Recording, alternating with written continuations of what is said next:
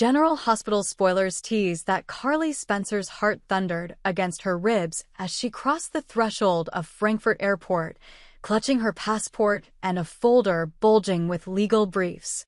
The chill of the German air felt bracing after Port Charles's humid June days, and she inhaled deeply, steeling herself for the reunion she longed for and feared. Michael, her son, stood waiting at the arrival's gate, his lean frame shrouded in a deep trench coat and scarf. When his eyes met hers, his face broke into a warm, relieved smile, and tears glistened in the corners of his eyes. "Mom," Michael whispered, enveloping Carly in a tight embrace that spoke of solace and longing. He smelled of antiseptic and hospital linens, one of the many reminders of the burns that had changed his life. As they moved toward the taxi stand, Michael chattered softly about his routines in Germany, his physical therapy sessions at the rehabilitation clinic, the kindness of Dr. Vogel, and the quiet evenings spent sketching scenes of Port Charles in his journal. In the back of the taxi, Carly unfolded her legal plan.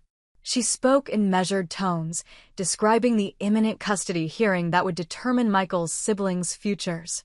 "I'm going to leverage Drew's ketamine scandal," she explained, feeling her own resolve sharpen.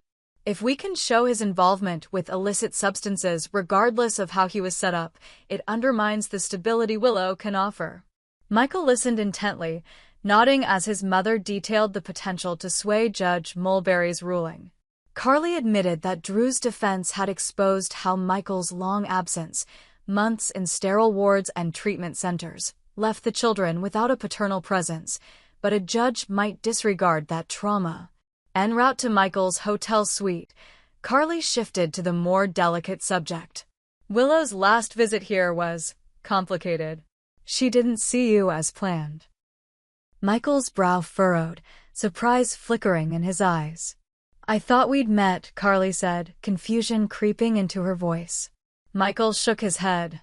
"Jason called me afterward. He said Willow showed up, but someone at the clinic blocked her. It wasn't Willow's fault." Carly's heart sank. She had underestimated the depth of the intrigue surrounding her ex-husband and his new wife. Inside the suite, Carly waited as Michael dialed Jason on a video call. Jason's gravelly voice greeted her. "Carly, I've got confirmation. A clinic staffer took a bribe from Drew to keep Willow away." Carly's pulse quickened. Evidence at last. After the call, Michael excused himself, promising to return in moments. Carly paced the plush carpet, rehearsing her next move. Michael re-entered, ushering a nervous young woman from the adjoining kitchenette. The clinic technician, her name badge read Leah, trembled in her white scrubs, clutching a manila envelope. Carly offered Leah a seat and a sympathetic nod. "I understand you've been under pressure," Carly began softly. Leah's voice quivered as she confessed. "Drew, he paid me. He said it was to protect you both, to keep Willow from influencing Michael's recovery." But her words broke as tears fell. Carly slid a check across the small glass table. "It's a amount large enough to silence any doubts." "Speak truthfully," Carly urged, "and I will ensure you're safe." Leah nodded, relief mingling with fear. In the hotel's modest lounge, Carly and Michael prepared to depart. Their destination, Port Charles, where Drew and Willow would face their reckoning. Later that week, atop a private jet slicing through dusk-hued skies, Carly reviewed Leah's recorded confession with Michael by her side. The gravity of conjuring such a powerful witness weighed on her, yet justice demanded boldness. Dawn broke over Port Charles as Carly stepped onto familiar soil, Leah at her flank and Michael close behind. Across from them, Willow arrived in a rented sedan, her eyes widening at the sight of Carly's entourage. Confusion flickered on Willow's face as Leah stepped forward, microphone in hand. "I have a confession." The assembly fell silent. Leah recounted her role, how Drew had coerced her, cast Willow as an interloper, and manipulated Michael's recovery. Willow's lips parted in shock. Pain tinted her expression as she realized the scale of Drew's machinations. Meanwhile, Carly watched Drew's face pale, indignation and heartbreak warring in his features. Under the portico of the courthouse, a gathering crowd hushed as Drew, Willow, Carly, Michael, and Leah approached the heavy oak doors. Reporters jockeyed for position, their cameras clicking like metronomes. Willow's steps faltered as she absorbed Leah's testimony, her chest tightening with betrayal, not only against herself, but for Michael's pain. Carly fell into step beside her, eyes fierce yet compassionate, silently acknowledging the shared ordeal. Inside, the courtroom brimmed with tension. Judge Mulberry settled behind his bench, glancing over Leah's signed statement. Drew took his seat at the defense table, flanked by his attorney and Willow's counsel, an unspoken line drawn between them.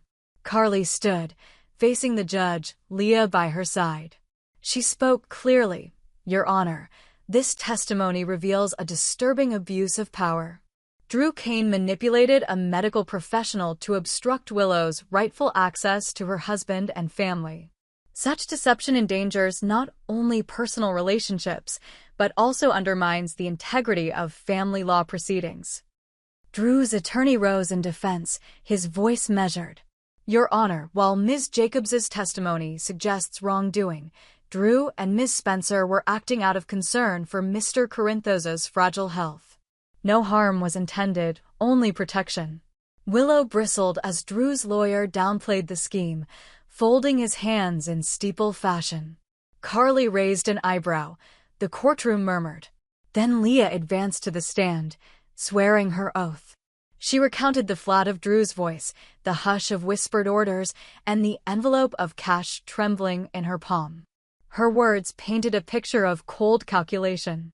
Willow exchanged a glance with Michael, whose eyes welled with tears not of fear, but of understanding that his mother and his wife would fight for him. When Leah concluded, Carly delivered her closing argument. She wove together every strand. Drew's initial poisoning by ketamine, his finger pointing at unseen enemies, the bribery of a clinic employee to manipulate access to Michael, and the ripple effects on the children caught in the crossfire. At stake, Carly implored the court, is the safety and emotional well-being of young lives dependent on transparency and trust. A parent who resorts to such tactics cannot be entrusted with custody rights. Willow's attorney seized the moment, illustrating Willow's unwavering commitment to honesty, her supportive care for Michael during his darkest hours, and her willingness to share custody for the children's benefit. Walls of doubt crumbled as testimony after testimony underscored Willow's integrity and Drew's calculated maneuvers. Drew rose for his final plea, his voice raw with remorse. He admitted mistakes, his desperation in the wake of the poisoning had driven him to extremes. He spoke of love for Michael and Willow, promising reform, seeking forgiveness rather than custody. The courtroom held its breath as he concluded, I was wrong. But I stand ready to face the consequences and rebuild trust.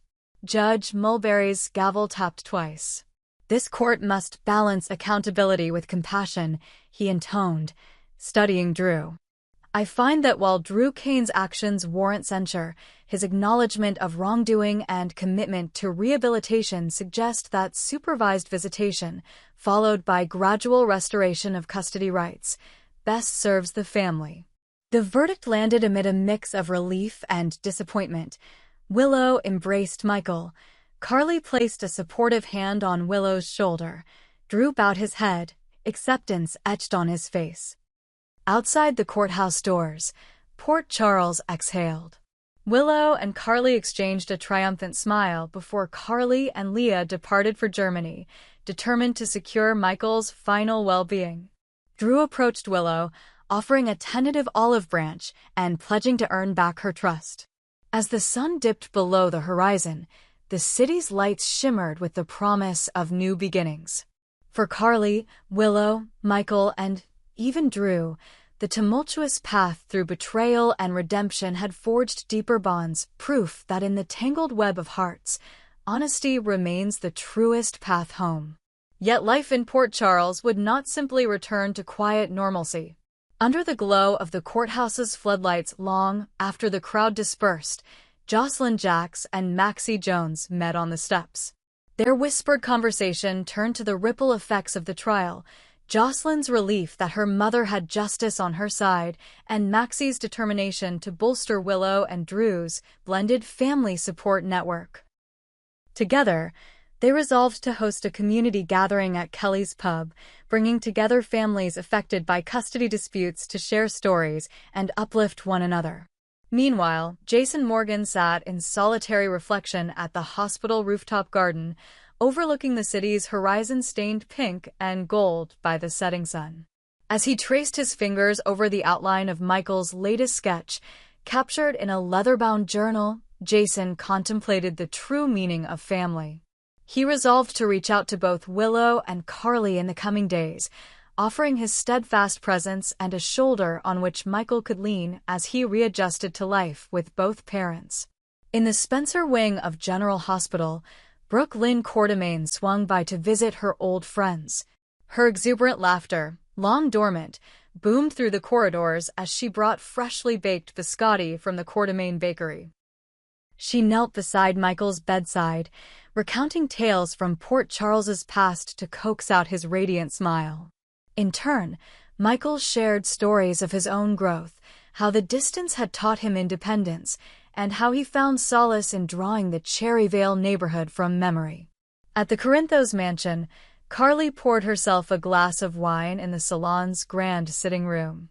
She allowed herself a rare moment of vulnerability as the day's stress ebbed away. A family portrait of Michael, Willow, and their children stood on the mantel, a testament to the family they fought so fiercely to preserve.